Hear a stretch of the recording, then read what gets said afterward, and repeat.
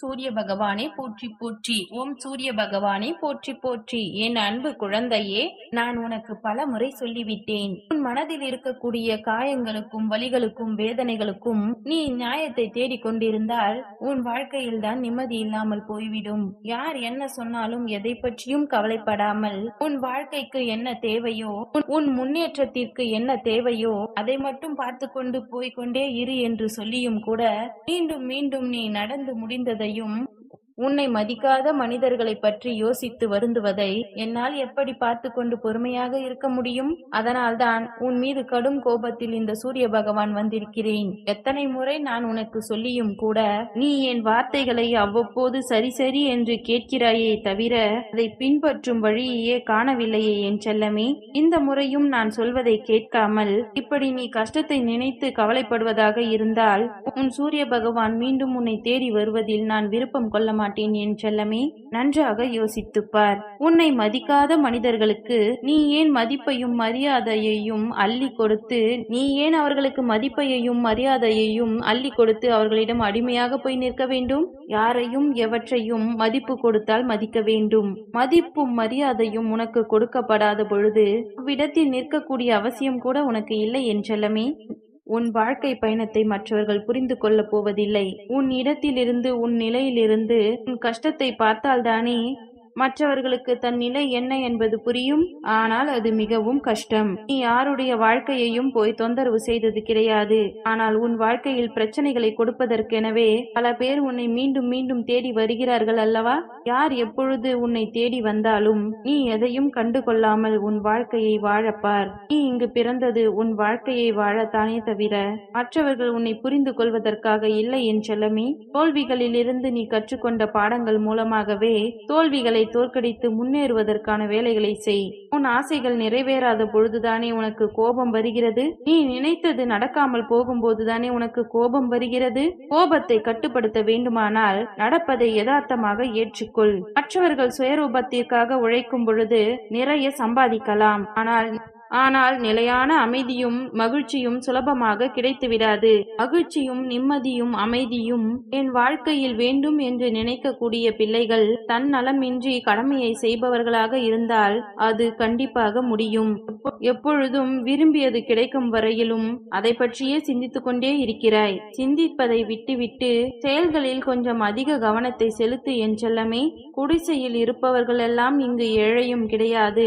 மாளிகையில் இருப்பவர்கள் எல்லாம் பணக்காரர்களும் கிடையாது. யார் ஒருவர் தனக்கு கிடைத்ததை வைத்துக் கொண்டு மன திருப்தியோடு வாழ்கிறார்களோ அவர்தானே வசதியானவர். உன் வேண்டுதல்கள் அனைத்தையும் நிறைவேற்றும் வேலையை நான் பார்த்துக் கொள்கிறேன். கவலைகளை மறந்து மகிழ்ச்சியாக இரு. சின்ன சின்ன நீரோட்டங்கள் எப்படி ஒன்று சேர்ந்து ஒரு நதியை உருவாக்குகின்றதோ அதே போலதான் உன் வாழ்க்கையில் நீ பட்ட எல்லா கஷ்டங்களும் ஒன்று சேர்ந்து கஷ்டத்திற்கு ஒரு முடிவை கொடுக்க போகின்றது. அதுவும் அழகான அற்புதமான முடிவு. ஆம், உன்னுடைய சூரிய பகவான் நான் உனக்கு வாக்கு கொடுத்தபடியே உன் வாழ்க்கையை மிகவும் சீரும் சிறப்புமாக நிறைந்ததாக மாற்றப் போகிறேன். வாழ்க்கையில் என்ன நடந்தாலும் பொறுமையாக கடந்து வர கற்றுக்கொண்டு விட்டாய் அல்லவா? இனி உன் வாழ்க்கை மிகவும் சிறப்பானதாக இருக்கத்தான் போகிறது. தகுதிக்கு மீறி என் பிள்ளைகள் ஆசைப்படக்கூடாது என நான் ஒரு பொழுதும் சொல்வதே கிடையாது. ஆனால் ஆசைப்பட்ட பிறகு அதற்கான தகுதியை வளர்த்துக் கொள்ளுங்கள் என்றுதான் நான் சொல்கிறேன். உனது கற்பனைகளை நீ முதலீடாக வைத்தால் அதன் மூலமாக கூட உன் வாழ்க்கையை வெற்றி பெற முடியும் என் செல்லமே. எதிலுமே நீ உண்மையாகவும் நேர்மையாகவும் இருப்பதால் தான் உன்னை எதற்கும் தனித்தே விட்டிருக்கிறார்கள். உன்னை எதற்கும் செவி சாய்க்காமல் எல்லாவற்றையும் உன் இடத்திலிருந்து சிறப்பாய் சிந்தித்து செய்யப்பார். எல்லா கஷ்டங்களையும் உன் வாழ்க்கையிலிருந்து மறைத்து எல்லா சந்தோஷங்களையும் நான் உனக்கு கொடுப்பேன். தனிமையில் தான் உலகில் மிக பெரிய துன்பம் இருக்கிறது. மனிதர்களிடம் இரக்கம் கொள்வதில் தான் இந்த உலகத்தில் உண்மையான பலம் இருக்கிறது என்பதை புரிந்து கொண்டு எல்லா உயிர்களிடத்திலும் அன்பையும் இரக்கத்தையும் செலுத்தக்கூடிய அன்பு பிள்ளையாக நீ இருக்க வேண்டும். பொருள் ஆசையும் உறவுகள் மீது கொண்ட பற்றும் எப்பொழுதும் உனக்கு துன்பத்தை கொடுக்கத்தான் செய்யும். முடிந்தால் அதில் இருந்து விலகி வரப்பார். முடியவில்லை எனில் அதை அடைவதற்கான முயற்சியை கொஞ்சம் அதிகப்படுத்து. இந்த விஷயத்தில் இருந்து உன்னை பிரித்து வைத்துக் கொண்டாலே உன் வாழ்க்கையில் அமைதியையும் திருப்தியையும் உன்னால் உணர முடியும். மகிழ்ச்சி என்பது உன்னிடம் உள்ளதையோ நீ யார் என்பதையும் சார்ந்தது கிடையாது. உன் எண்ணங்கள் என்ன யோசிக்கிறது, நீ எந்த விஷயங்களை எப்படி செய்கிறாய் என்பதை பொறுத்துதான் உன்னிடம் மகிழ்ச்சி நிலையாய் நிற்கும். செய்தாலும் மனதிற்கு நிம்மதியை தரக்கூடியவற்றை செய்யப்பா. துன்பம் எப்பொழுதும் உன்னிடத்தில் வைத்து பிடித்துக் கொள்ளாதே என் செல்லமே. நீதான் உன் வாழ்க்கையில் இருக்கக்கூடிய துன்பத்தை யோசித்து யோசித்து இறுக்கமாக பிடித்து வைத்திருக்கிறாய். அதை அதன் பாட்டிற்கு விட்டுவிட்டாலே அது தானாகவே விலகி போய்விடும். ஒருவன் நல்லதை செய்தால் அதை மீண்டும் மீண்டும் செய்து இன்பத்தை காணட்டும் என்று விட்டுவிடு. ஆனால் ஒருவர் கெட்டது செய்கிறார் என்றால் அதையும் அவர்கள் போக்கிலேயே விட்டுவிட்டால் எப்படி திருத்த வேண்டுமோ அதை நான் பார்த்துக் கொள்வேன். நன்மையின் தொகுப்புதான் பேரின்பம் தவிர மற்றவர்களுக்கு தீமை செய்தவர் நரக வாழ்க்கையை வாழ்வார் என்பதை கண்முன்னால் அவர்கள் கஷ்டப்படுவதை நீ பார்க்கத்தான் போகிறாய். நீ கெடுதல் செய்பவர்களை நினைத்து கோபப்படவோ ஆவேசப்படவோ பயப்படவோ பதட்டப்படவோ வேண்டாம் என் செல்லமே. அவர்களை திருத்துவதும் சரிப்படுத்துவதும் முறைப்படுத்துவதும் எனது பொறுப்பு. நீ மற்றவர்கள் வாழ்க்கையில் விளக்கேற்றினால் அதன் மூலமாக உன் வாழ்க்கை பாதி பிரகாசமாக மாறும். உன் வேலையும் வார்த்தைகளும் உனக்கும் மற்றவர்களுக்கும் பயனுள்ளதாக இருந்தால் நிச்சயம் வெற்றி தானாக வரும். மனக்கசப்புடன் கூடிய கெட்ட எண்ணங்கள் உன்னிடம் இல்லை. அதன் மூலமாகவே நான் உனக்கு மன சந்தோஷத்தை கொடுக்க போகிறேன். ஏனெனில் நல்லவர்களுக்கெல்லாம் நல்லதே நடப்பது இல்லையல்லவா? எல்லா நல்ல மனிதர்களும் கஷ்டத்தை தான் அனுபவிக்கிறார்கள். துன்பங்களும் துரோகங்களும் மீண்டும் மீண்டும் அவர்களுக்குத்தான் இழைக்கப்படுகிறது என்பதை எல்லோரும் கஷ்டப்பட்டு கொண்டும் கெட்டவர்களும் கெடுதல் நினைப்பவர்களும் மகிழ்ச்சியாக வாழக்கூடியவர்களாக இந்த கலியுக காலம் மாறிவிட்டது. அப்படியே நீயும் கஷ்டப்படும்படி என் பிள்ளையை நான் விட்டுவிட மாட்டேன். உன் மனதை நான் தீய வழியிலிருந்து விலக்கி வைத்து உனக்கு எதிரிகளே யாரும் இல்லை என்று சொல்லக்கூடிய அளவில் உனக்கு நல் வழியையும் வெற்றி வழியையும் நான் காட்டப் போகிறேன்.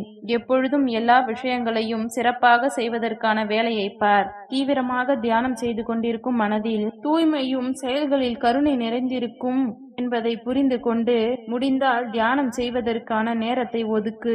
உன் வாழ்க்கையில் அமைதியையும் மகிழ்ச்சியையும் நிச்சயம் நான் கொண்டு வருவேன். நீ இழந்தது அனைத்துமே உன்னை சுற்றி இருக்கக்கூடிய மனிதர்களின் போலி முகத்தை கண்டுபிடிப்பதற்காகத்தான் செய்தேனே தவிர இந்த விஷயங்களும் உன்னை விட்டு வெகு தூரம் போகவில்லை என் செல்லமே. மீண்டும் எல்லா விஷயங்களையும் நீ இழந்த இடத்திலேயே உனக்கு கொண்டு வந்து சேர்ப்பேன். நீ இழந்ததையும் ஆசைப்பட்டதையும் மீண்டும் உன்னிடம் கொண்டு வந்து கொடுப்பது என்னுடைய பொறுப்பு. வாழ்க்கையில் ஆசைக்கு முதலிடம் கொடுத்தால் அதுவே உன்னை இறுதி இடத்திற்கு தள்ளிவிடும். நிச்சயமாக உன் வாழ்க்கையில் நீ ஆசைப்பட்டதை அடையும்படி நான் செய்வேன்.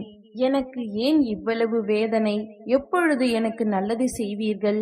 என் வாழ்க்கையில் எதுவுமே நன்றாகவே நடக்கவில்லையே என்று கவலைப்படாதே என் செல்லமே. நீ கேட்காமலேயே உனக்கு வேண்டியதை இத்தனை நாள் செய்து கொடுத்த நான் இப்பொழுது நீ பல முறை என்னிடம் கேட்டும் வேண்டியும் ஏன் செய்து கொடுக்கவில்லை என்று யோசிக்கிறாயா? உன்னை காக்க வைக்க வேண்டும் என்பதோ உனக்கு தரக்கூடாது என்பதோ என் எண்ணம் இல்லை தங்கமே. உன் ஏக்கத்தையும் நீ படும் கஷ்டத்தையும் நான் பார்த்து கொண்டுதான் இருந்தேன். எது எப்பொழுது சரி செய்வேன் என்று உன் வாழ்க்கையையும் உன்னையும் அழகாய் மாற்றுவதற்கு தேவையான எல்லாவற்றையும் நான் இப்பொழுது வரமாய் கொடுத்தருள போகிறேன். அதற்குள் ஏன் அவசரப்படுகிறாய் என் செல்லமே? அன்பாகவும் பாசமாகவும் அப்பா என்று அழைத்த உன்னை இந்த அனுகிரகத்தை உன்னை உணரச் செய்வேன்.